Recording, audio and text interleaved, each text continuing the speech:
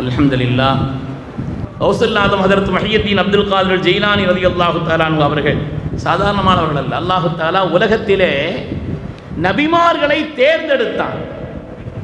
உலகத்தின் ஹிதாயத்திற்காக நபிமார்களை அல்லாஹ் தேர்ந்தெடுத்தான். யாரும் தனியா நபி ஆயிர முடியாது. நம்மளா இஷ்டப்பட்டு முயற்சி பண்ணி நபி ஆயிர முடியாது. நபிமார்களை அல்லாஹ் உலகத்திலே தேர்ந்தெடுத்தான். அதே போல தன்னுடைய உத்தமமான நபிக்கு தோழர்களை சஹாபிகளை அல்லாஹ் தேர்ந்தெடுத்தான். சையதுனா இப்னு மஸ்ஊத் ரலியல்லாஹு அன்ஹு சொல்வார்கள், இக்தாரஹுமுல்லாஹு லிசுஹபத்தி நபியிஹி வ லிஇகாமத்தி தீனிஹி.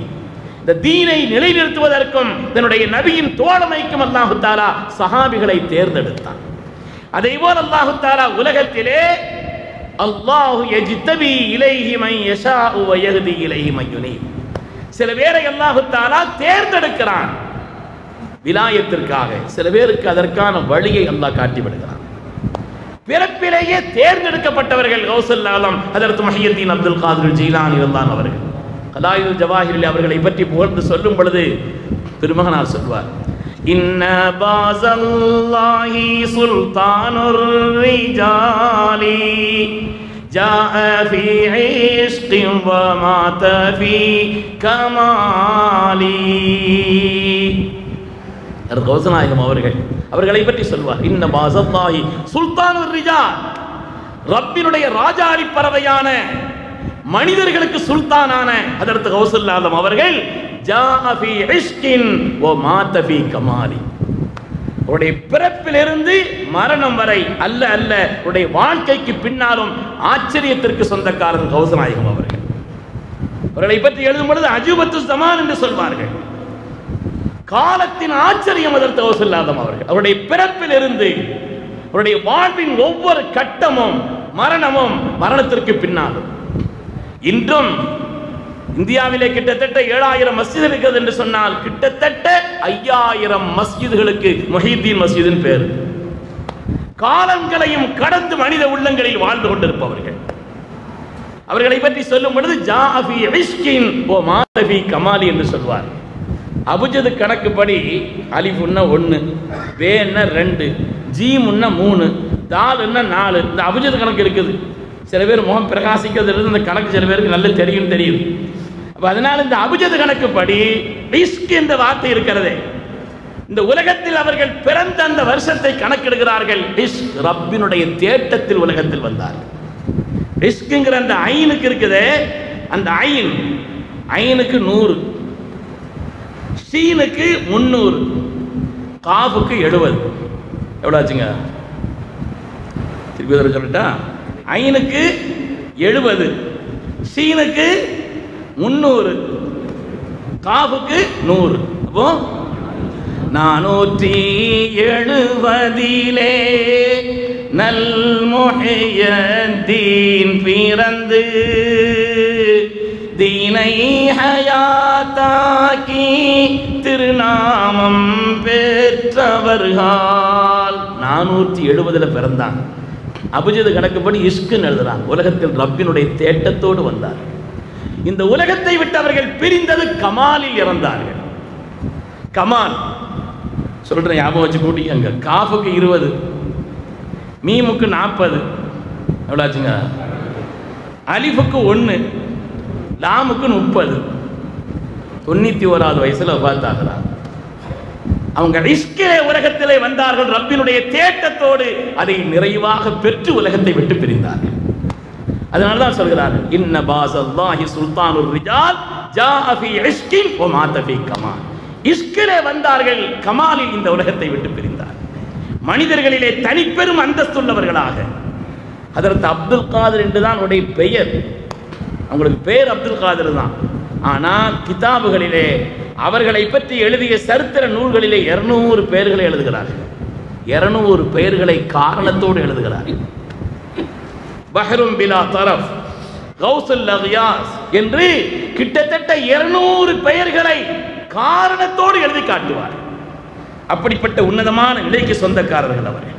பெருமையானவர்களே, அப்படிப்பட்ட ஓசனாயத்தை, வலிமார்களின் அரசரை, ரப்பினுடைய தேட்டத்தோடு உலகத்தில் வந்தவர்களை, அதை நிறைவாக பெற்று இந்த உலகத்தை விட்டு பிரிந்த இந்த நாவதாவை பேசுவது இருக்கிறதே, ரப்பினுடைய நேசத்தை நமக்கு பெற்றுத்தரும் என்பதிலே எந்த விதமான சந்தேகமில்லை.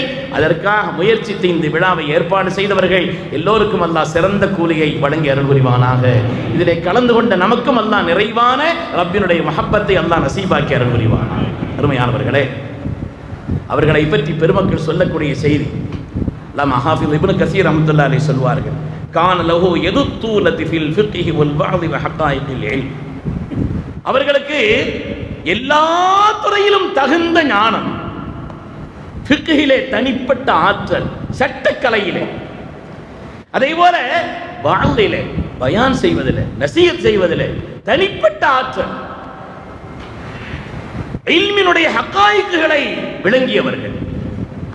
ஒவ்வொரு இல்மினுடைய அசல் விஷயம் எதுவோ, அதனுடைய நோக்கம் எதுவோ, மூலம் எதுவோ அதை விளங்கியவர்கள். ஹிஜ்ரி 258 முதல் ஹிஜ்ரி 561 வரை 33 வருஷங்கள் தரிசிலே ஓதி கொடுத்தவர்கள் ரசூலுல்லாஹ் அவர்கள். 33 வருடம் எல்லா துறை சம்பந்தப்பட்ட ஞானம் இருந்தது. லோஹருக்கு பிறகு அவங்களுடைய மஜ்லிஸில் கிராஅத்தினுடைய மஜ்லிஸ் நடக்கும்.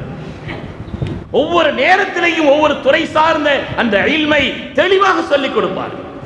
ஃபத்வா, அவர்கள் கொடுத்த ஃபத்வாவை பற்றி சொல்கிறார்கள். அல்லாமா ஷஹரானி ரஹ்மத்துல்லாஹி அலைஹி சொல்வார்கள், கானத் ஃபத்வாஹு துஅரது அலா உலமாஇல் இராக்.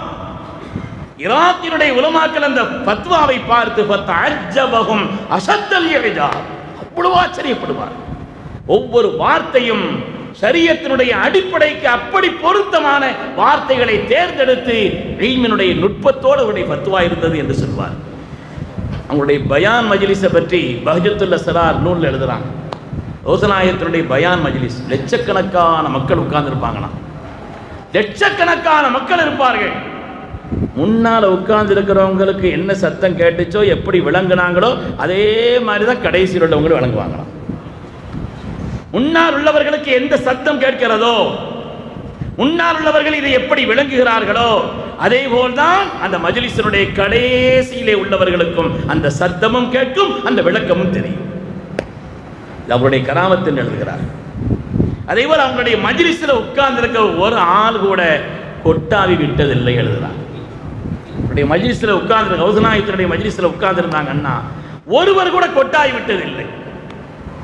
அதே போல அவங்களுடைய மஜ்லிஸிலே யாரும் எழுந்து போவதில்லை. நேரமும் தெரியாது, பசியும் தெரியாது. அவருடைய மஜ்லிஸில் உட்கார்ந்தாங்கன்னா அதை அனுபவித்தவர்கள் சொல்கிறார்கள். அதிலே இன்பம் லயிப்பு கண்டவர்கள் சொல்கிறார்கள். அப்படி எல்லாவற்றையும் மறந்து விடுவார்கள். எல்லா துறைகளை பற்றிய ஞானத்தையும் அல்லாஹ் அவர்களுக்கு கொடுத்திருந்தார். அவங்க வெளிப்படையாக படித்தது என்பதெல்லாம் போக அல்லாஹு தஆலா ரகசியமான பல ஞானங்களை அவர்கள் பெற்றதற்கான அல்லது கொடுக்கப்பட்டதற்கான காரணத்தை எழுதும் பொழுது, ஒரு நாள் நமது உயிரினும் மேலான கண்மணி முஹம்மது ரசூலுல்லாஹி ஸல்லல்லாஹு அலைஹி வஸல்லம் அவங்கள்ட்ட வந்து பேசுங்கன்னு சொல்கிறாங்க. நான் ஒரு அஜமியாச்சு, எனக்கு தெரியலையே அரபியில் பேசுறது. ஸல்லல்லாஹு அலைஹி வஸல்லம் தங்களுடைய முபாரக்கான எச்சிரை தொட்டு 7 தடவை அவருடைய வாயில் வைத்தார்கள். 7 தடவை அவங்களுடைய வாயில தங்களுடைய முபாரக்கான எச்சிரை தொட்டு வைக்கிறார்.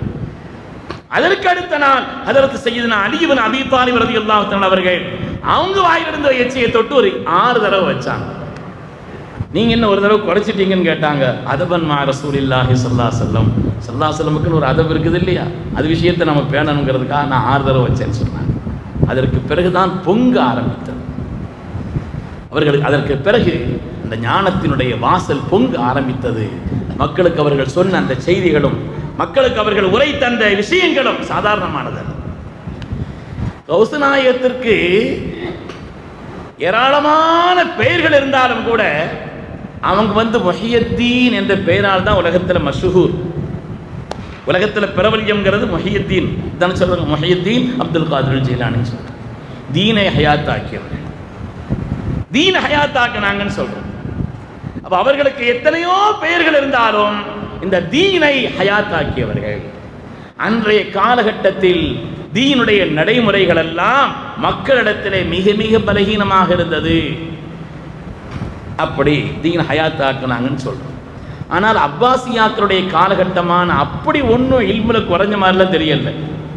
அவங்களுடைய காலகட்டம் அப்பாசியாக்களுடைய ஆட்சி, ஏராளமான நூல்கள் உலகத்தில் எழுதப்பட்ட காலம், இல்மினுடைய சர்ச்சைகள் நிறைய நடந்த காலம், கல்வியை பற்றி மக்களிடத்தில் அதிகம் புழங்கப்பட்ட காலம், நிறைய சர்ச்சைகள் நடந்துச்சு, ஆங்காங்கு தரிசு நடந்துச்சு, நிறைய நூல்கள் எழுதப்பட்டது.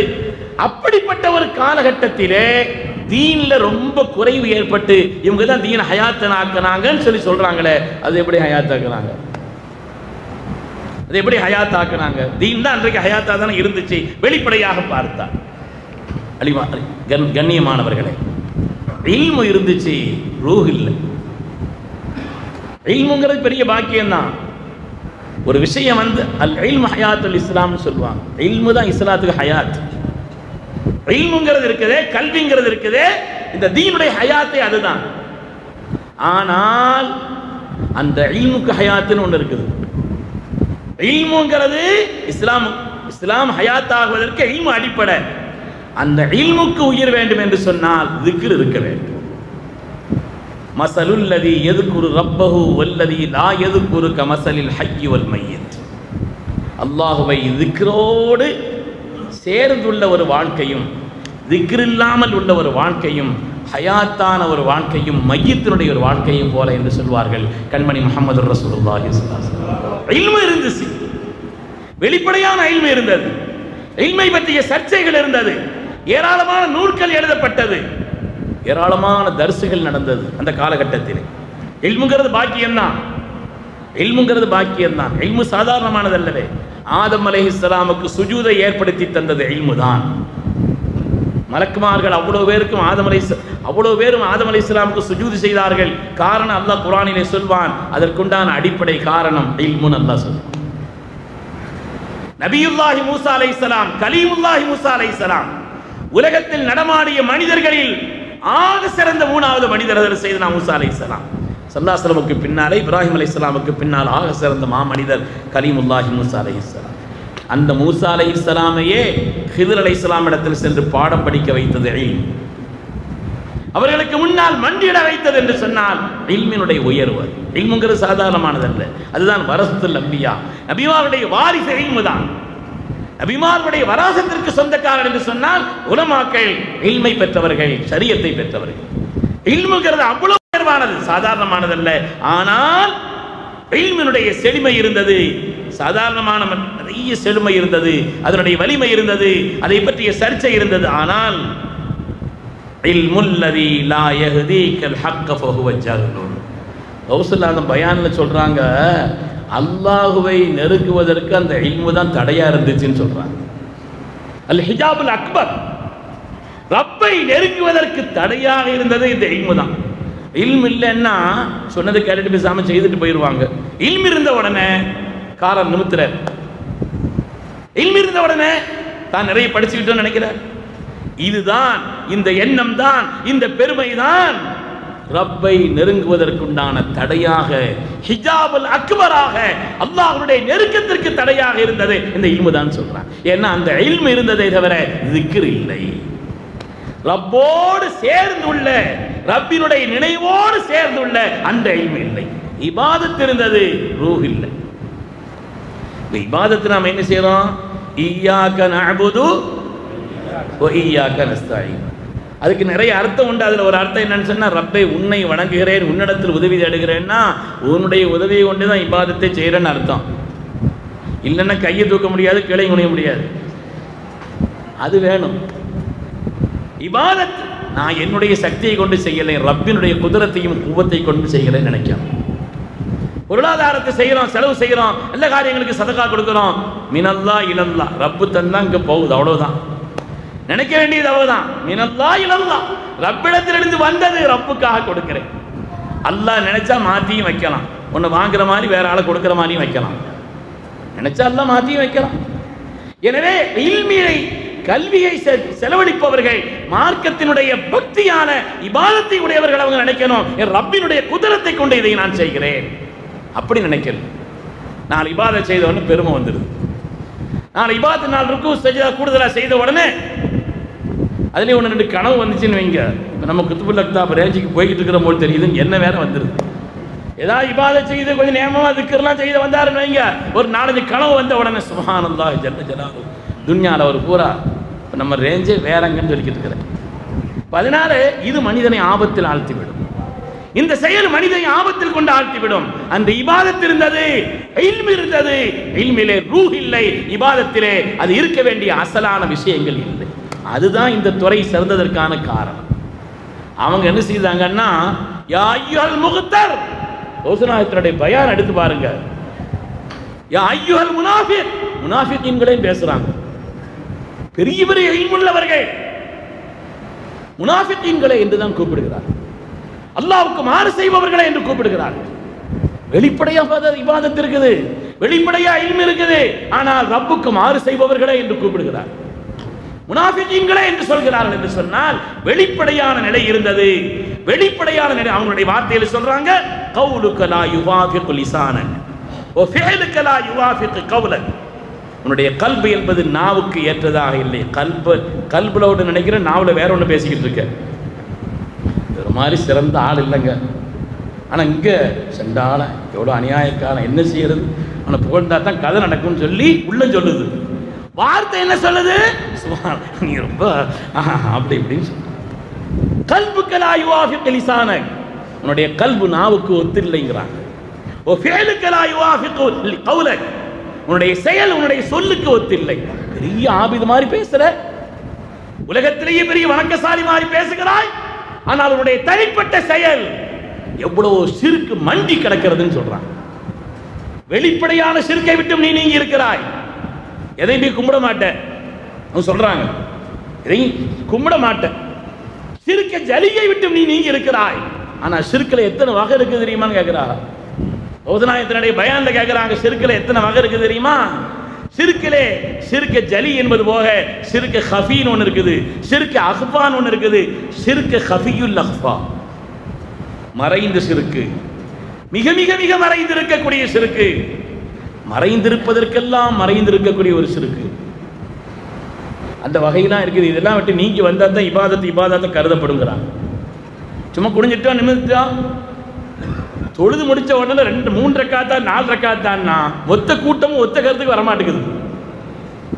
மொத்த கூட்டமும் ஒத்த கருத்துக்கு வரமாட்டேங்குது. சில பேர் சொல்றாங்க 3 தான், சில பேர் 4 தான். ஏன்னா இவர் நிலை கல்விக்கே இல்லை. அதுதான் விஷயம். நான் யாரையும் குறித்து குறையா தனிப்பட்டு சொல்லலை, என்னையும் சேர்த்து சொல்றேன். இந்த காலத்தில் அப்படித்தான் இருக்கிற நம்ம ஆள், அல்லது என் ஹாலை நீங்க நினைச்சுக்கோங்க, என்னுடைய ஹால் அப்படித்தான். மனசு அங்கே இல்லை. தஸ்பீ போகும்போது டப்புன்னு கையில் ஆரம்பிக்கிறோம், டிர்ன்னு வண்டி போய் 33 நிற்குது. பழக்கப்பட்ட கை, பழக்கப்பட்ட அப்படி கை ஒன்று ஆரம்பிக்கிறது, டிர்ன்னு போய் 33 நின்று. அது என்ன சொல்றோம், சுப்ஹானல்லாஹ்னு சொல்றோமா, அல்ஹம்துலில்லாஹ் சொல்றோமா, ஒன்றும் தெரியாது. பழக்கப்பட்ட கை. மாட்டு வண்டியை கிராமத்தில் ஓட்டி செல்வார்களே, ஓட்டவும் படுத்து தூங்கிருமா. பழக்கப்பட்ட மாடு தானா அந்த பாதையில் போகும். பின்னால் வந்து ஏதாவது வண்டி ஹார்ன் அடித்தா கொஞ்சம் ஒதுங்கிக்கிறோம், திருப்பி வெளிச்சம் இல்லாமல் இருக்கணும், இந்த பக்கத்தில் வரும். பழக்கப்பட்ட கை. நம்முடைய செயல்கள் நம்முடைய கல்போடு ஒத்தில்லைங்கிறாங்க. நம்முடைய வார்த்தைகள் நம்முடைய நாவுக்கு ஒத்ததாக நம்முடைய மனசு இல்லைங்கிறாங்க. அதான் அவங்க சொல்றாங்க. அதனால தான் சொல்றாங்க, இல்மு இருந்துச்சு, இபாதத் இருந்தது, வெளிப்படையான செயல்கள் இருந்தது, ஆனால் இருக்க வேண்டிய அளவிற்கு உண்டான ரூஹ் இல்லை. ரப்பினுடைய குவத்தை கொண்டு நான் அமல் செய்கிறேன் நம்பல்ல, என் ரப்பு கொடுத்ததிலிருந்து நான் செலவழிக்கிறேன் நினைக்கல. எல்லாம் என்னுடையது என்னுடையது என்னுடையது. என்னுடைய உஸ்தாத் அவர்கள் சொல்வார்கள், வீட்டை கட்டிட்டு ஒரு ஆள் சொல்றாரு ஏன் வீடு, அங்க இருக்கிற பள்ளி சொல்லுது அது ஏன் வீடுன்னு சொல்லிக்கிட்டு இருக்காரு. அங்க உட்கார்ந்துட்டு இருக்கிற பள்ளி இன்னொரு பள்ளிகிட்ட சொல்லுமா, எங்க போறேன்னா என் வீட்டுக்கு போறேன்னா அது சொல்லுமா. அது நினைச்சுக்கிட்டு இருக்குது அது வீடு, நம்ம நினைச்சுக்கிட்டு இருக்கிறது நம்ம வீடு. அதனால எல்லாம் என்னுடையது என்னுடையது. உலகத்தில் இன்னைக்கு அதிகமாக மனிதர்கள் உபயோகிக்கக்கூடிய வார்த்தை ஐ மை, இதுதான். நான் என்னுடைய. ஒரு ஆள் 10 நிமிஷம் பேசுறாருன்னு வைங்களேன், கொஞ்ச நேரம் மற்றதெல்லாம் விட்டுட்டு அவர் எத்தனை தடவை நான் சொல்றாரு என்னுடையன்னு சொல்றாருன்னு கொஞ்சம் கவனிச்சு பாருங்க. துன்யாவிலேயே அதிகமாக மனிதர்கள் உபயோகிக்கும் வார்த்தை இந்த வார்த்தை தான், ஐ மை, நான் என்னுடைய, நான் என்னுடைய, நான் என்னுடைய, என்னுடையது என்னுடையது என்னுடையது எங்களுடையது. இதுதான் எல்லாத்துக்கும் நாசம்ங்கிறாங்க. சொல்லுவாங்க இல்லையா, ஒரு ஆள், ஒரு பெரிய மன்னர் அவர் ஒரு பெரிய மனிதரை கண்டு உபதேசம் ஏதாவது செய்யுங்கன்னு சொன்னாராம். ஒரு பெரிய சூஃபியை கண்டு எனக்கு ஏதாவது உபதேசம் பண்ணுங்க. அந்த சூஃபி சொன்னாங்களா, நான் மௌத்தான பிறகு வாழ்ந்தாலாம். நல்ல மனுஷன், இவர்கிட்ட வந்து ஏதாவது 4 வார்த்தை சொல்லுங்கன்னா, இவர் மௌத்தான பிறகு இவர்கிட்ட வந்து எதுக்கு இப்படி சொல்றாருன்னாங்களா? உங்கள்கிட்ட நான் என்பது இருக்கிறது, அதை மௌத்தாக்கி விட்டு வா, உபதேசம் காதல ஏறும். இல்லைன்னா ஒன்றும் ஏறாது, இல்லைன்னா சத்தம் தான் கேட்கும், அது உள்ள இறங்காது. அது இறங்க வேண்டுமானால் அது ஒழியணுங்கிறாங்க. அது நீங்கினால்தான் உட்கார்ந்தாதான் அதுக்கு பிறகு என்ன செய்யும், அதை நீக்கிவிட்டு அமர்ந்தால்தான் சொல்லப்படும் செய்தி கல்விலே ஏறும். குல்லுமா யுஸ்கிலுக்கு அனில்லாஹி அஸ்ஸ வஜல் அலைக மஸ்கூர். அல்லாஹ்வுடைய நினைவை விட்டு நீங்கி இருக்கக்கூடிய எல்லாம் நாசம் தாங்கிறாங்க. உஸ்ராயத்துடைய பயான்ல சொல்றாங்க, குல் அல்லாஹு அக்பர் அல்ஃப மர்ரா பிகல்பிக் வ மர்ரத்தன் பிலிசானிக். 1000 தடவை அல்லாஹ் கல்பை கொண்டு சொல்லு, நாவல ஒரு தடவை சொன்னா போதுங்கிறாங்க. நமக்கு அந்த பாடமே என்னன்னு விளங்கலங்க.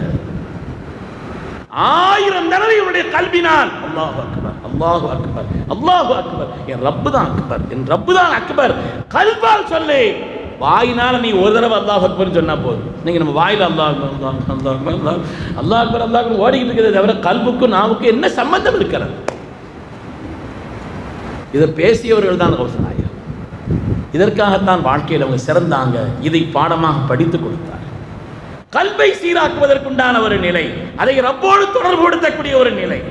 1000 இடத்தில் இருந்தாலும் நான் பெற்றதெல்லாம் என் ரப்பு தந்தது நினைக்கக்கூடிய அந்த உள்ளம் மனதிலே வர வேண்டும். எனக்கு அதுதான் வலா ஹவுல வலா குவத்த இல்லா பில்லாஹ், அதுதான் அதனுடைய கருத்து. அதுதான் எல்லாம் என் ரப்பு தந்தது, சுயமாக எனக்கு எதுவும் இல்லை என்று நாம் நினைத்தோம் என்று சொன்னால் அந்த படியை துவங்கிருச்சோன்னு அர்த்தம். அந்த படியினுடைய வாசலில் நிறுத்தி விட்டோன்னு அர்த்தம். ஏராளமான செய்திகளை சொல்கிறார். உங்களுடைய உபதேசம் இருக்கிறது கொஞ்சம் நஞ்சம் அல்ல. அலைக பில் ஜித்தி வல் கத்தி வல் உஸூமில் ஹத்ன்னு சொல்வாங்க. அலைக பில் ஜித்தி வல் கத்தி வல் உஸூமில் ஹத்.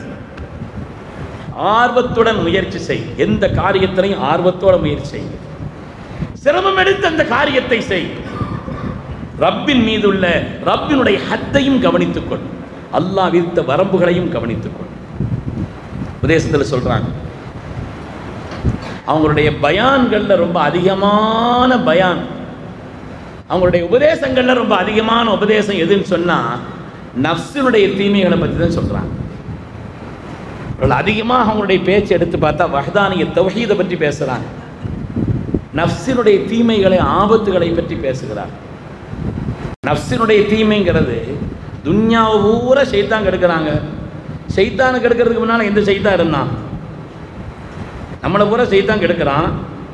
ஷைத்தானை கெடுப்பதற்கு முன்னால் எந்த ஷைத்தான் துன்யாவில் இருந்தான்? அவன் கெட்டது யாரால தான்? நஃப்ஸால. நீ பெரிய ஆள்பா, நீ யாரு, உன் அந்தஸ்து என்ன அப்படின்னு அவன் நஃப்ஸ் அவனுக்கு சொல்லிச்சு. அப்படிதான் ரமலான்ல ஷைத்தானை பூரா விலங்கிடப்படுகிறதுன்னு ஹதீஸ்ல வருது இல்லையாங்க? ரமலான்ல ஷைத்தானை விலங்கிடப்படுகிறது, நரகத்தின் வாசல் அடைக்கப்படுகிறது, சுவன வாசல் திறக்கப்படுகிறது. ஷைத்தானை பூரா விளங்கிட்டு உள்ள அடைச்சாச்சுன்னா அப்புறம் எதுக்கு துன்யால பாவங்கள் நடக்குது? துன்யால எதுக்கு பாவங்கள் நடக்குது? ரமலான்ல தான். ரமலான்ல ஒரு பாவமே துன்யா நடக்கிறது இல்லையா? ரமலான்ல ஷைத்தானை பூரா அடைச்சு உள்ள போட்டாச்சு, எதுக்கு பாவம் நடக்குது? ஷைத்தானை உள்ளே அடைத்து போட்டாலும் அதுக்கு மேல இன்னொரு ஷைத்தான் இருக்கான், நஃப்ஸ். அது சுத்திக்கிட்டு தான் இருக்குது, அது சுத்திக்கிட்டு தான் இருக்குதுங்கிறான். நஃப்ஸினுடைய ஆபத்து ரொம்ப கடுமையானதுங்கிறான். நஃப்ஸினுடைய தீமைங்கிறது சாதாரணமானதல்ல. அவங்க அதை பற்றி ரொம்ப பேசுகிறாங்க. அதை பேசக்கூடிய ஆட்கள் பேசணும். பேசக்கூடிய ரூஹுள்ள ஆட்கள் பேசினா அதனுடைய விளைவுகள் உண்டாகும். அந்த நஃப்ஸினுடைய தீமையை பற்றி பேசுகிறார். உன்னுடைய மனதிற்கு பிடித்தது என்ற காரணத்தினால் செய்யாது, அது ரப்புக்கு பிடித்ததா செய். நமக்கு ஒத்துக்கிருச்சு, நமக்கு பிடிக்குது, மனசுல வரையறைகளை பார்க்காமல் நஃப்ஸுக்கு பிடித்தது என்பதனால் மாத்திரம் செய்யாதுங்கிறார். அல் இபாதத்து குல்லுல் இபாதா, மொத்த இபாதத்து என்னன்னு சொன்னா முகாலபத்து நஃப்ஸ் தான் இபாதத்துங்கிறான். நஃப்ஸுக்கு மாற்றம் செய்வதுதான் இபாதத்துங்கிறான். நம்ம நஃப்ஸுக்கு அது ஆசைப்படுது, அல்லாஹ் ரசூலுக்கு ஒத்திருந்தா செய், இல்லைன்னு செய்யாது. அப்படி ஒரு பழக்கத்தை கொண்டு வருவதுதான் அசல் என்று தங்களுடைய உபதேசத்தில் சொல்றாங்க. வலா தத்தபியில் ஹவா ஃபயுதில்லக அன் சபீலில்லாஹ். மனோ இச்சையை பின்பற்றாதே, அல்லாஹ்வின் பாதையிலிருந்து அது உன்னை வழிகெடுத்து விடுங்கிறான். மனோ இச்சையை பற்றி, மனதில் ஏற்படக்கூடிய ஆசைகளை பற்றி நான் அடிக்கடி பிறங்களில் சொல்றது உண்டு. இப்போ பின்னாங்க நிறைய ஒரு ஆள் பின்னாங்குக்கு வரலையான்னு கேட்டா நீங்கள் தாங்க தான் வந்துட்டீங்களேன்னு சொன்னேன். அதனால அருமையானவர்களே, மனசுக்கு பிடிச்சது இருக்குது. எதில் ரொம்ப ஆபத்தோ அது மனசுக்கு ரொம்ப பிடிக்கும். எது ஆபத்தானதோ அது மனசுக்கு ரொம்ப பிடிக்கும். விட்டில் பூச்சி இருக்கிறதே, விட்டில் பூச்சி, அதனுடைய அழிவு எதை கொண்டு என்று சொன்னால் பிரகாசத்தை கொண்டு தான். விட்டில் பூச்சி போய் கடைசியில் மோதி அதன் மீது பிரியும். அதில் மோதி மோதி மோதி கடைசியில் அழிவிற்கு அந்த பிரகாசம் தான் காரணமாக இருக்கிறது. அது கண்ணுக்கு பிடித்ததாக இருந்தது, அதனுடைய அழிவிற்கு காரணமாக இருந்தது. மான்களை பிடிப்பதற்கு வேடர்கள் என்ன செய்வாங்கன்னு சொன்னால் கீழே வலைகளை விரித்து வைத்து விட்டு அழகான இசை இசைப்பார்களாம். அழகான இசை. இந்த இசைக்கு கட்டுட்ட மான்கள் ஓடி வந்து வலையில் மாட்டிக்கும். காதுக்கு இனிமையாக இருந்தது, காதுக்கு இனிமையாக இருந்தது. தான் மாட்டுவதற்கு அதுதான் காரணமாக இருந்தது. கண்ணுக்கு இனிமையாக தெரிந்தது, அழிவதற்கு காரணமாகிவிட்டது. காதுக்கு இனிமையாக தெரிந்தது, சிறையிலே அடைக்கப்பட்டு விட்டது. இந்த யானை பிடிக்கிறது எப்படின்னு சொல்றாங்க. யானையை பிடிக்கிறது எப்படின்னு சொன்னால் நம்ம படிச்சிருக்கிறோம். ஒரு பெரிய குழியை தோண்டி வச்சு மேலே இலைதழைகளை போட்டு மூடி வச்சுட்டு பழக்கப்பட்ட யானை காட்டுக்குள்ளே அனுப்புவாங்களாம். பழக்கப்பட்ட யானை காட்டுக்குள்ளே அனுப்புவாங்க. இந்த பழக்கப்பட்ட யானை காட்டுக்குள்ளே போய் அந்த காட்டு மேய்ந்து கொண்டிருக்கக்கூடிய அங்கே யானைகளோடு தொடர்பில் அது மேனியில் ஒரு உரசும்.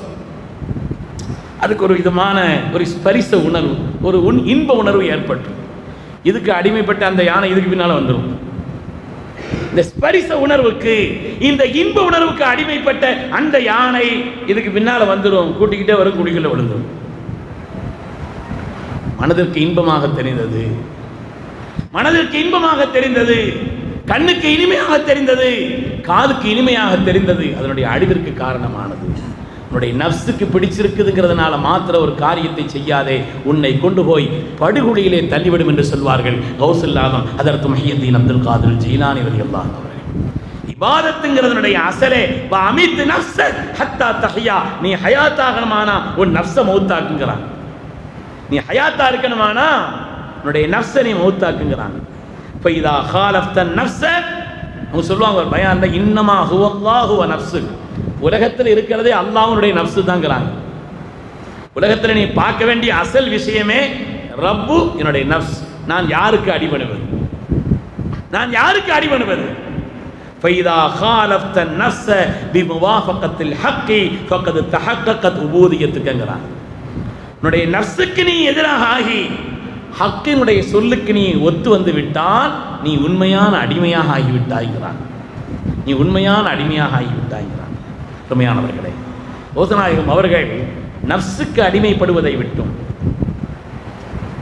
பாதுகாப்பதற்குத்தான் நிறைய பயான் செய்தாங்க. அவங்க பயான்ல ஒரு பயான்ல வருது, தஇ துன்யா ஃபீ யதிக் வலா ததா ஃபீ கல்பிக்.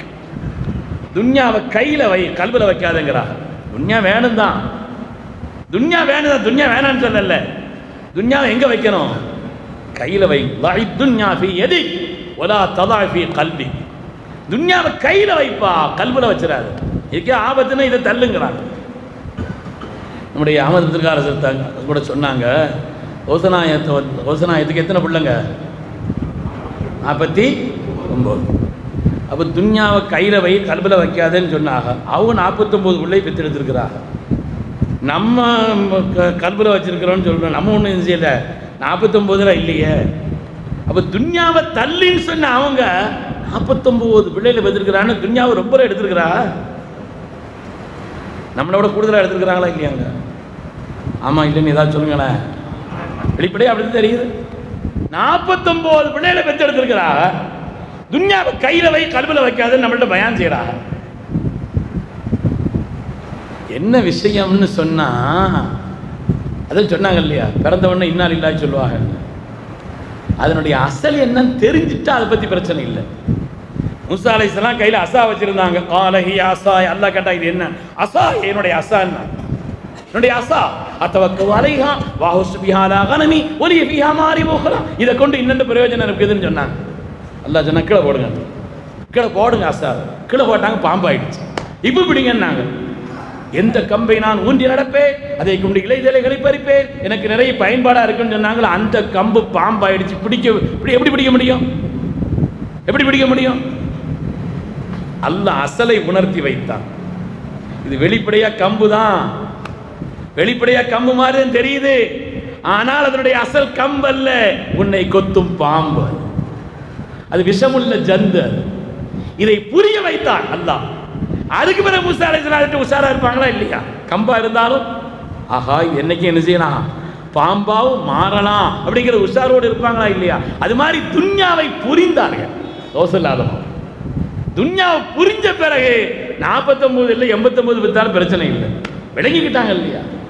அது என்னன்னு விளங்கிக்கிட்டாங்க, அதனுடைய ஆபத்தை விளங்கிக்கிட்டாங்க, பார்த்து கவனமாக தான் இருந்தாங்க. அந்த விஷயத்தில் கவனமாக இருந்த காரணத்தினாலே தான் துன்யாவை அவர்கள் எடுக்கவில்லை, ரப்பை மறந்து. ரப்பை மறந்து துன்யாவை எடுக்கவில்லை, ரப்பின் ஞாபகத்தோடு ஒரு காரியத்தை செய்தாலும் அது ரப்பின் திருப்திக்காக செய்தார். உலகத்தில் அந்த நஃப்ஸினுடைய தீமையை பற்றி ரொம்ப உணர்த்துறாங்க. ஷைத்தான் கூட அந்த அளவுக்கு ஆபத்தானவங்க இல்லைங்க. இன்ன கைது ஷைத்தானுக்கான தஈஃபா, அல்லாஹ் குர்ஆன்ல சொல்லுவான், ஷைத்தானுடைய சூழ்ச்சிகள் கூட பலகீனம் தாங்குவான். ஷைத்தான் ஒரு தடவை சொல்லுவான், கொஞ்சம் பிந்தி தொழுதுக்கறலான்னு சொல்லுவான், அவ்வளோதான். நமக்கு சரி பார்த்துக்கலாம், போகும்போது இடையில எங்கேயாவது தொழுவோம் அப்படின்னு ஒரு மாதிரியாக தட்டி விட தான் பார்ப்பான். அப்படி தட்டி விட தான் பார்ப்பான். அதுக்கு ஒன்று 2 பேர் ஒத்து வந்துட்டாங்கன்னா சரியாயிடும். நஃப்ஸ் அப்படி இல்லை, ஒன்று சொன்னால் விடாது, சொல்லிக்கிட்டே இருக்கு, சொல்லிக்கிட்டே இருக்கு, திரும்ப திரும்ப திரும்ப திரும்ப சொல்லு. அதை அடையும் வரை, அந்த பாவத்தை செய்யும் வரை நம்மளை விடாது நஃப்ஸ்.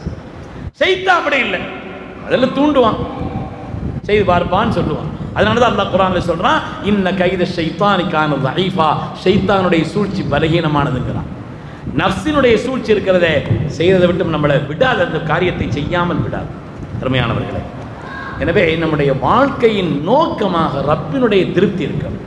எது பார்த்தாலும் அவனுக்காக அவனுக்காக அவனுக்காக என்று பார்த்தோம்னு சொன்னா, ஒரு ஆள் மனைவியோடு ஒன்றாக ஒரே தலையணையில் படுத்திருந்தாலும் கூட இவருடைய உள்ளம் ரப்போடு இருக்கும். அப்படி இருக்கும். எத்தனையோ பேர் அப்படி படுத்துக்கொண்டும் தங்களுடைய ரப்பை நினைத்து அழுத பெருமக்கள் எவ்வளவு பேர் இருக்கிறார். நாம யாருங்கிறது நமக்கு நம்ம ரப்புக்கும் தாங்க தெரியும். நாம யாருங்கிறது நமக்கு நம்ம ரப்புக்கு தானே தெரியும். வெளிவேஷத்தை பேத்து வேணா அவர் அப்படி இருப்பி சொல்லிக்கிறலாம். நாம யாருங்கிறது நமக்கும் நம்முடைய ரப்புக்கு மாத்திரம் தெரிந்த விஷயம் அல்லவா? என்னுடைய நண்பர்களுக்கு தெரியாது என்னை பற்றி, என்னுடைய மனைவிக்கு கூட தெரியாது என்னை பற்றி, என்னுடைய பெற்றோர்களுக்கு கூட என்னை தெரியாது. ஆனால் நான் யார் என்பது ரப்புக்கு தெரியும் அல்லவா? அதை விளங்குங்கிறாங்க யோசனை. நீ ரப்பை திருப்திப்படுத்தக்கூடிய வழிகளில் உன்னை ஆக்கி கொண்டா என்று சொன்னால், என்னுடைய ரப்புடைய திருப்தி வேணும். அதுக்குண்டான காரியங்கள்ல, அதுக்குண்டான காரியம் என்ன? உன்னுடைய வெளிப்படையான வாழ்க்கையை விட அந்தரங்கத்தை சரிபடுத்தக்கூடிய நிலை, அதை உண்டாக்குங்கிறான்.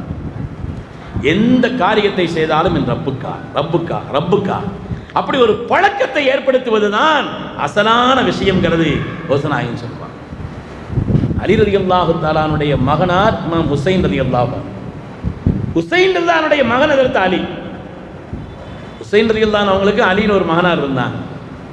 அந்த ஹுசைன் ரலியல்லாஹுடைய மகன் அலி அவர்கள் இறந்த பொழுதுதான் நூற்றுக்கணக்கான குடும்பங்கள் வந்து நின்றது. எங்களை இவ்வளவு நாளும் எங்களுடைய எல்லா காரியங்களையும் பொறுப்பேற்று அவர்கள் போய்விட்டார்களேன்னு சொன்னாங்க.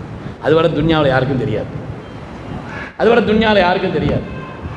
நாமும் ஏதாவது ஒரு நல்ல காரியத்தை செய்தோம்னு சொன்னா சுப்ஹானல்லாஹி ஜல்ல ஜலாலுஹு, இதை எப்படியெல்லாம் விளம்பரப்படுத்த முடியும்?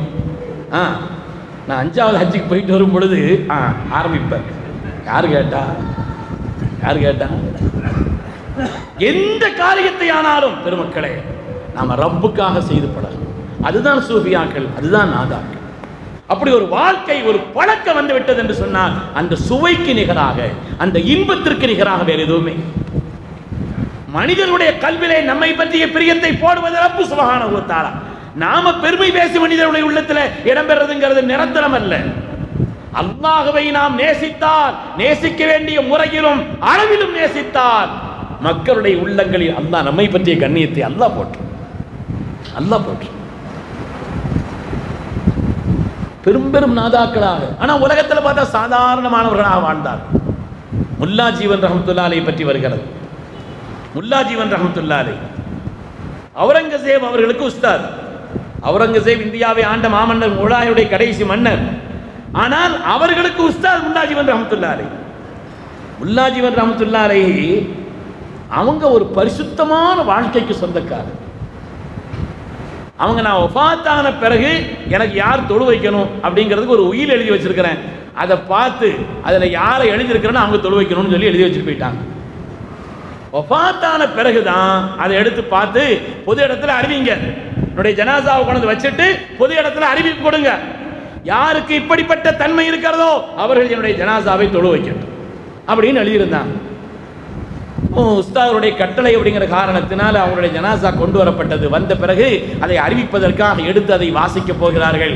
அவர்கள் வாசிக்கிறார்கள். தன்னுடைய வயது வந்ததிலிருந்து தன்னுடைய வாழ்க்கையில் ஒரு ஃபர்தான தொழுகையை கூட விடாதவராக இருக்க வேண்டும். அவங்க தான் எனக்கு தொழு வைக்கிறது. எந்த அந்நிய பெண்ணையும் ஆசையான பார்வையோடு பார்க்காதவராக இருக்க வேண்டும். அவங்க தான் எனக்கு தொழு வைக்கணும். ஒருத்தரும் முன்னால வரல. ஜனாசா தொழுவிக்கு ஆள் இல்லை. ஜனாசா உட்கார கொண்டு வைக்கப்பட்டது. மனசறிஞ்சு சொல்லணும் இல்லையா? தன்னுடைய வாழ்க்கையில் வயது வந்ததிலிருந்து இதுவரை ஒரு ஃபர்தை கூட அவர் விட்டிருக்க கூடாது. 3 விஷயம் சொன்னார். அவர் விளங்கிய காலத்திலிருந்து பருவ வயதை அடைந்த காலத்திலிருந்து தஹஜ்ஜுதை விடக்கூடாது. 2வது.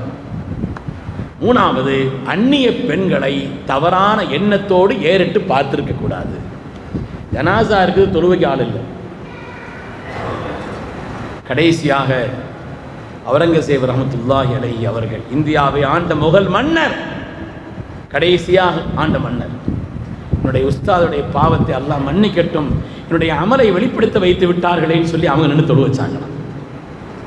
என்னுடைய உஸ்தாதுடைய பாவத்தை அல்லாஹ் மன்னிக்கட்டும், என்னுடைய அமல்களை வெளிப்படுத்த வைத்து விட்டார்களே என்று சொல்லி அவுரங்கசீப் ரஹ்மத்துல்லாஹி அலைஹி அவங்க நின்று ஜனாசா தொழு வச்சாங்க. மன்னராக இருந்தார்கள். எப்படிப்பட்ட வாழ்க்கை வாழ்ந்திருக்கிறார்கள், எப்படிப்பட்ட ஒரு பரிசுத்த வாழ்க்கை வாழ்ந்திருக்கிறார்கள். இன்னைக்கு வெளி கோலத்தில் நம்மை நாம் பெருமைப்படுவதற்காக, மற்றவர்கள் புகழ்வதற்காக 1000 காரியங்களை செய்கிறோம். அருமையானவர்களே, நம்முடைய கல்வி எப்படி இருக்கிறது? இதை கொண்டுதான் நமக்கு கூலி. இதைத்தான் கௌசநாயகத்தினுடைய பயான்ல பூரா சொல்றாங்க. அவங்க பயான்ல பூரா சொல்றது முனாஃபிகேன் பேர் சொல்றாங்க, மோசடி செய்பவனேன் பேர் சொல்லி கூப்பிடுறாங்க. யாரை? நல்ல அமல் செய்பவர்களை, வெளிப்படையான கோலத்தில் நல்ல காரியங்களை செய்பவர்களை. என்ன நோக்கம் உனக்கு? புகழ் நோக்கமா? மற்றவர்கள் புகழ வேண்டும் என்ற நோக்கமா? நீ எங்கே அல்லாஹ்வுக்காக செய்தாய்? இதற்கு எப்படி கூலி கிடைக்கும் கேட்கிறாங்க. எப்படி கூலி கிடைக்கும் கேட்கிறாங்க. மக்களே, நம்முடைய வாழ்க்கை மாற்றம். உங்களுடைய விழாவில் கலந்து கொள்றோம்னு சொன்னா நானும் நீங்களும் நம்முடைய வாழ்க்கையில் ஒரு மாற்றத்தை உண்டாக்குவதற்கு இதை காரணமாக்க வேண்டும். இன்ஷா அல்லாஹ் நாம எந்த நல்ல காரியத்தை செய்தாலும் இனிமேல் நம்மளுடைய ரப்பின் திருப்திக்காக செய்ய வேண்டும். நம்மை கொண்டு போய் கூலிகளை ஆழ்த்திவிடும் நம்முடைய நஃப்ஸ் என்பது.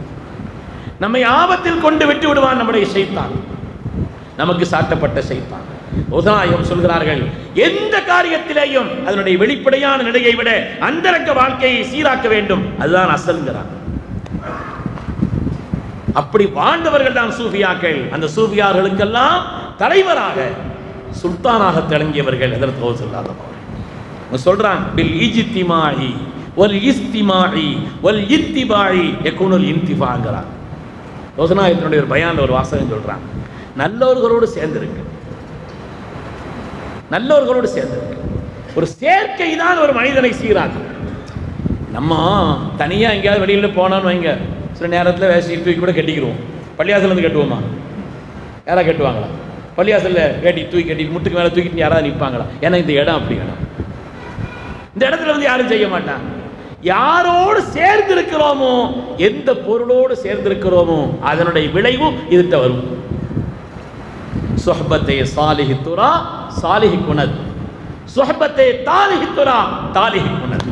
நல்லோர்களின் நட்பு உன்னை நல்லவனாக ஆக்கும், தீயவர்களின் நட்பு உன்னை தீயவனாக ஆக்கும். நம்முடைய நாரும் மணக்கும் மலரோடு சேர்ந்தால், மலரோடு சேர்ந்தால், மலரோடு சேர்ந்திருக்கும் பொழுது அந்த வாசனை நாருக்கும் வந்தது. அதனால அவங்க சொல்றாங்க, முதலாவது பில் இஜ்திமா, நல்லோர்களோடு சேர்ந்திருங்க, நல்லோர்களோடு சேர்ந்திருங்க. நல்லோர்கள்னா உள்ளத்தை சீராக்கியவர்கள் தான். பயான் செய்யறவன் அர்த்தம் வச்சுக்கிறாரியா? அது இல்லை. எத்தனையோ நாதாக்கள் இந்த சபையில் இருப்பார்கள், நம்மளை பார்த்து சிரிச்சுக்கிட்டு இருப்பாங்க. பேசு பேசு, என்னத்த பேசுற நீ அப்படின்னு எத்தனையோ பேர் சிரிச்சுக்கிட்டு இருக்கலாம். அவங்களுக்கு தெரியும் இது எப்படி ஓடுது, இந்த வண்டி எப்படி ஓடிக்கிட்டு இருக்குதுன்னு தெரியாது, இதனுடைய நோக்கம் என்னன்னு தெரியும், இந்த வார்த்தையினுடைய அளவு என்னன்னு தெரியும்.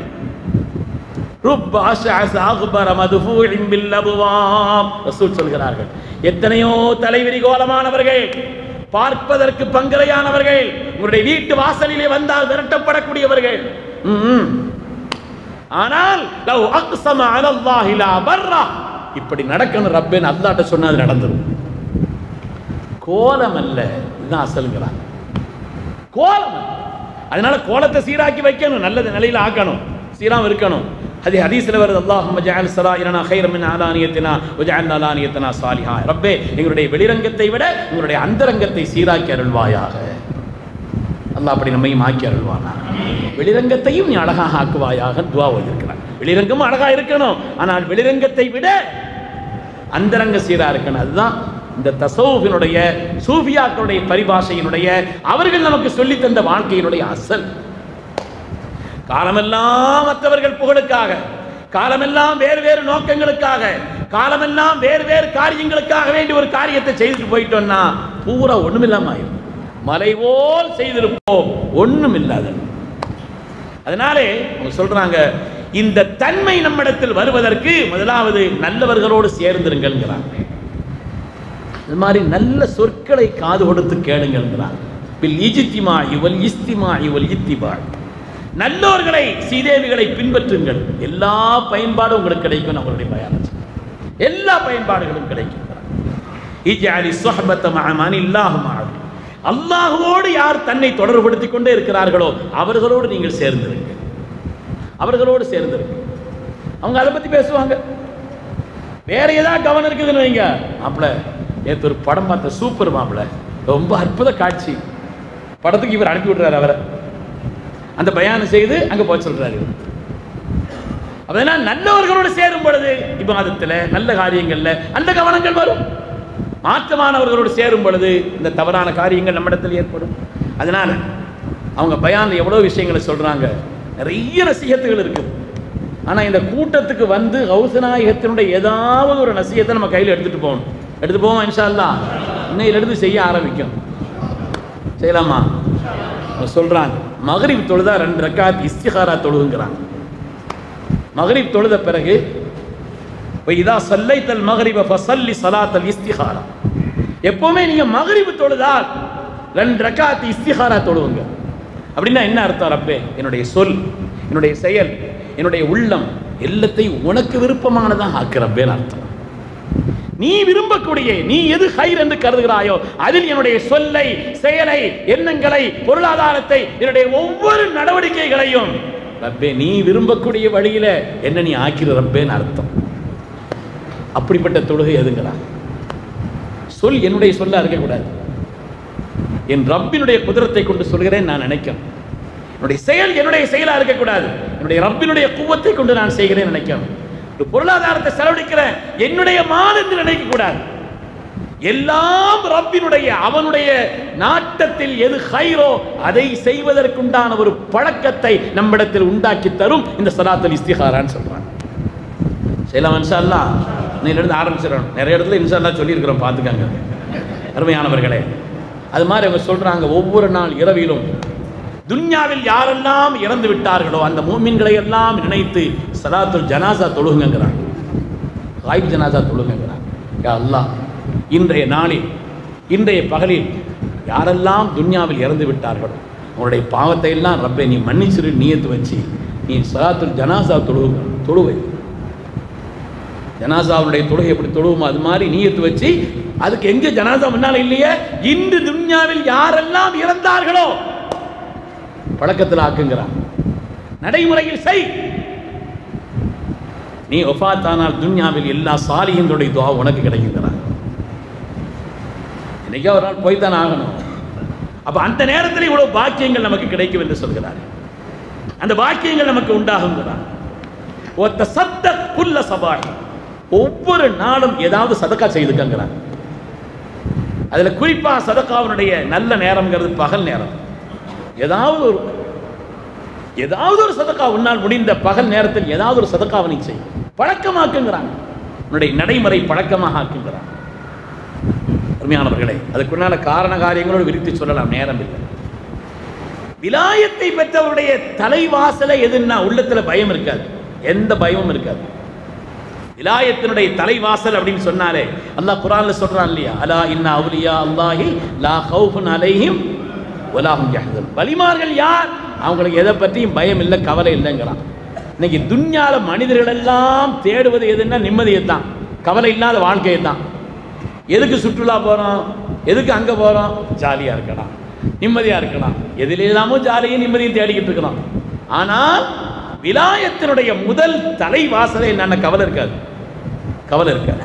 அல்லாஹ் அந்த நசீபை தந்திரவே. இன்னைக்கு நபித்துவ வாசல் திறந்தில்லை, சஹாபாக்களுடைய அந்த வாசல் திறந்திருக்கவில்லை.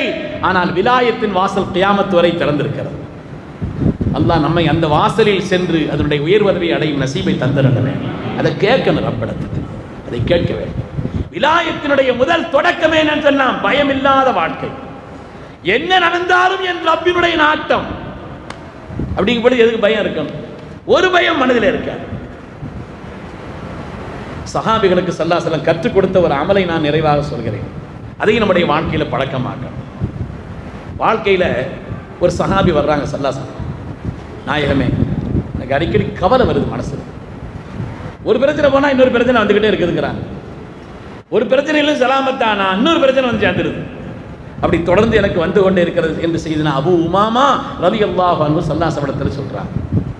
ஸல்லல்லாஹு அலைஹி வஸல்லம் அதுக்கு தீர்வு ஒன்று சொல்லிக் கொடுக்குறாங்க. நம்ம செய்துருவோமா? சொல்லிக் கொடுக்கறது யாருங்க? ஸல்லல்லாஹு அலைஹி வஸல்லம் சொல்லிக் கொடுக்குறாங்க. யார்கிட்ட சொல்லிக் கொடுக்குறாங்க? சஹாபிகளையும் செய்தனா அபூ உமாமாவுக்கு சொல்லிக் கொடுக்குறாங்க ரலியல்லாஹு. நாயகமே ஒரே கவலையா இருக்கு. எதையாவது நினைச்சா ஒரு கவலை வந்துடுது. ஒரு பிரச்சனை போச்சுன்னா இன்னொரு பிரச்சனை வந்துடுது. இங்கிருந்து போனா வேற ஒரு பிரச்சனையில மாட்டிக்கிறேன். இது தீர்ந்துச்சு சலாமத்தாச்சுன்னா இருக்க முடியல, கொஞ்ச நாள் வேற ஒன்று வந்துடுது. ஸல்லல்லாஹு அலைஹி ரெண்டு விஷயம் சொல்லி கொடுத்தாங்க. அதுக்கு இதுக்கு என்ன சம்பந்தம் நமக்கு தெரியாது, ஆனால் அது செய்யணும் வாழ்க்கையில். நான் செய்தேன், என்னுடைய வாழ்க்கையில் அதற்கு பிறகு எனக்கு எந்த பிரச்சனையும் இல்லை, சலாமத்தான் நான் நிம்மதியாக இருந்தேன்னு சொல்றாங்க செய்தனா அபூ உமாமா ரலியல்லாஹு. ரெண்டு விஷயம். வீட்டுக்குள்ள நுழைஞ்சா முதல்ல அஸ்ஸலாமு அலைக்கும் சொல்லுங்கண்ணா. இப்போ சல்லிம் அலா அஹ்லி சொல்லலாமா? அன்னையிலிருந்து புதுசாக இருக்கும், கொஞ்சம் சத்தம் மெதுவாக சொல்லிக்கங்க முதல்ல. என்ன புதுசாக அன்றைக்கி அஸ்ஸலாமு அலைக்கும் வர்றாங்களே என்னென்ன கேட்பாங்க இல்லையா? அங்கே எப்போது சொல்லிட்டு போனால் திறந்தோரம் சொல்லிட்டு போனால் பிரச்சனை இல்லை. புதுசாக அஸ்ஸலாமு அலைக்கும்ட்டு போனால் என்ன ஹால் ஆச்சா தெரியலையேன்னு நினைப்பாங்க. அதனால் முதல் நாள் வேணும் சத்தத்தை குறைச்சிக்க. ஆனால் எப்பொழுது வீட்டில் நுழைந்தாலும் ஃபஸல்லிம் அலா அஹ்லி, வீட்டுக்கு எல்லாத்துக்கும் சலாம். ஒருத்தர் இல்லை அஸ்ஸலாமு அலைக்கும் சொல்லிட்டு போங்க, மலக்குமார்கள் பதில் சொல்வார். தக்கூனு பரக்கத்தன் அலைக்க வஅலா அஹ்லி பைத்தி, ரசூல் சொல்கிறார்கள், உனக்கு உன்னுடைய குடும்பத்தார் எல்லோருக்கும் பரக்கத்தை கொண்டு வந்து சேர்க்கும்ங்கிறான். அதனால வீட்டுக்குள்ள நுழைஞ்சா வலது காலை வச்சு முதல்ல அஸ்ஸலாமு அலைக்கும், அது முடிச்ச உடனே பிஸ்மி சொல்லி ஒரு தடவை குல் ஹுவல்லாஹு அஹத் ஓதிக்கங்கிறான். வக்ர சூரத்துல் இஹ்லாஸ், இஹ்லாஸ் சூராவை ஓதிக்கணும். நிறைய காரியம் சொல்லியிருக்கிறோன்னு சொன்னாலும் ஒரு 2-3 விஷயத்தை மட்டும் ஞாபகம் வச்சுக்கோங்க. மக்ரிப் தொழுத பிறகு சலாத்துல் இஸ்திகாரா தொடர் ஹோசனாயின்னு சொல்றாங்க. அது ரப்பினுடைய விருப்பத்திற்கு ஏற்ப நம்முடைய சொல்லை, செயலை, அஹ்வால்களை, நம்முடைய ஒவ்வொரு காரியத்தையும் ரப்பினுடைய எண்ணங்களுக்கு ஏற்ப நம்மை ஆக்குவதற்கு அது மிகப்பெரிய உதவியா இருக்குங்கிறாங்க. வாழ்க்கையிலே வெற்றி பெறணுமானா வெற்றி பெற்றவங்கள்ட்ட கேட்கணும், எப்படி வெற்றி பெற்றீங்க? அதுதானே அசல். வெற்றி பெறணுமானா யார் வெற்றி பெற்றார்களோ அவங்கள்ட்ட கேட்கணும், எப்படி வெற்றி பெற்றீங்க? அவங்க சொல்றாங்க அந்த வழியை, அதை நம்ம செய்யணும். ஒவ்வொரு நாளும் இறந்துபட்டவர்களுக்காக தொழுகு, ஜனாதா தொழ முடியலன்னாலும் கூட, யா அல்லாஹ் இன்று யாரெல்லாம் வஃபாத் ஆகிவிட்டார்களோ அந்த மூமின்கள் எல்லோருடைய பாவத்தை நீ மன்னிச்சிடுறப்பே. அதுதான் ஜனாசா தொழுகையினுடைய அசல் விஷயம். ஒன்று தொழுகனால துவாவாவது செய்யணும். அது மாதிரி நம்முடைய வாழ்க்கையிலே பயமில்லாத விலாயத்தின் வாசலில் நுழைய வேண்டுமானால் முதலில் பயமில்லாத வாழ்க்கை, அந்த பயமில்லாத கவலை இல்லாத வாழ்க்கை நம்மிடத்தில் உண்டாக வேண்டும் என்று சொன்னால் அதனுடைய வாசலை நமக்கு திறந்து தருகிறார்கள் கண்மணி முஹம்மது ரசூலுல்லாஹி ஸல்லல்லாஹு அலைஹி வஸல்லம் அவர்கள். அவங்க சொல்றாங்க, ஹஜ்ரத் அபூ உமாமா இருந்தார் அவங்க இடத்துல, வீட்டுக்குள்ள நுழையும் பொழுது அஸ்ஸலாமு அலைக்கும் சொல்றாங்க. ரெண்டாவது உள்ள நுழைஞ்ச உடனே சூரத்துல் இஹ்லாஸ் ஓதிக்க. அந்த சூராவுக்கு பேரே இஹ்லாஸ். ஓத ஓத ஓத ஓத ஓத இஹ்லாஸ் வந்துக்கிட்டே இருக்கு, இஹ்லாஸ் கூடிக்கிட்டே இருக்கு. அதை ஓத ஓத ஓத ஒரு நாளைக்கு 40 தடவை ஓதணுங்கிறாங்க சாலிஹீன்கள். 40 தடவை ஓதணுமா? அதை ஓத ஓத இஹ்லாஸ் கூடிக்கொண்டே உண்மையானவர்கள். அதனால இந்த போலி வாழ்க்கையினுடைய நிலைகளை மாற்றி சத்திய வாழ்க்கையை நமக்கு கற்றுத் தந்தவர்கள் சூஃபியாக்கள், வலிமார்கள். அந்த வலிமார்களின் அரசர் கௌசுல் ஆதம் ஹஜ்ரத் முஹியுத்தீன் அப்துல் காதிர் ஜீலானி ரலியல்லாஹு அன்ஹு. அவங்க தான் அசலை நமக்கு காமிச்சு கொடுத்தாங்க. இந்த வாழ்க்கை தான் அசல், வெளிப்படையான கல்வி, வெளிப்படையான செயல்பாடுகள், வெளிப்படையான சொற்கள் இது அசல் அல்ல. ரப்பு பார்ப்பது உன்னுடைய கல்வை, அதை கொண்டுதான் கூலி. இன்னமல் அமாலு பின்னியா, கூலி எல்லாம் அமல்களுக்கு கூலிங்கிறது நியத்தை கொண்டுதான். எதுக்காக தொழுகிறோம்? பள்ளிவாசலுக்கு ஒரு ஆள் வர்றாரு, அங்கே போனால் நல்ல தூக்கம் வருது, சில பேர் கொஞ்சம் படுத்தா என்ன செய்யுது, சில பேர் நல்ல நண்பர்கள்லாம் வர்றாங்க, அவங்கள பார்த்து 4 வார்த்தை கொஞ்சம் கலகலப்பாக பேசிட்டு வரலாம். அல்லது இந்த பள்ளிவாசலுக்கு பக்கத்தில் இருக்கிற அந்த கடையில் அது இது சாப்பிட்டா நல்லா இருக்கும். நீயத்தை கொண்டு கூலி. என்ன நீயத்தில் வர்றோம்? அதனாலே நம்முடைய உள்ளங்களை சீராக்குவதும் அந்த அகத்தை சுத்தப்படுத்துவதும் தான் சூஃபியாக்கள் பணி. அந்த சீதேவிகள் நடந்த சிராத்தல் லதீன அன்அம்த அலைஹிம் என்ற அந்த சீதேவிகளுடைய ராஜவாட்டையில் அல்லாஹ் நம்மையும் நம் சந்ததிகளையும் நடத்தாட்டி அருள் புரிவானாக. நம்முடைய ஹலாலான ஹாஜத்துகள் அனைத்தையும் அல்லாஹ் கபூல் செய்தருள்வானாக. நிம்மதியான வாழ்க்கை அல்லாஹ் நமக்கும் நம்முடைய குடும்பத்தார் நம்மை சார்ந்தவர்கள் எல்லோருக்கும் அல்லாஹ் நசீபாக்கி அருள்வானாக. பிஹக்கி சய்யிதுனா முஹம்மதின் ஸல்லல்லாஹு அலைஹி வஸல்லம் வ ஆகிரு தஅவானா அனில் ஹம்துலில்லாஹி ரப்பில் ஆலமீன்.